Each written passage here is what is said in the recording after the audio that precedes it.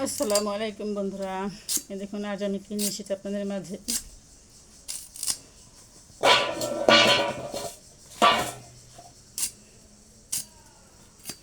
এক হচ্ছে কচু, দেখুন কচু শাক অনেকগুলো এনেছে। দেখুন, যেহেতু রোজার দিন, আর রোজার দিনে কচু শাকে ভাত খেতে অনেক ভালো লাগে, মাছ মাংস ততটা ভালো লাগে না, যার জন্য আমি আজ কচু শাক নিয়ে এসেছি আমাদের পালান থেকে। তাই শাকগুলো কুটে রাখছি, রান্না করব বিকালবেলা, তার জন্য।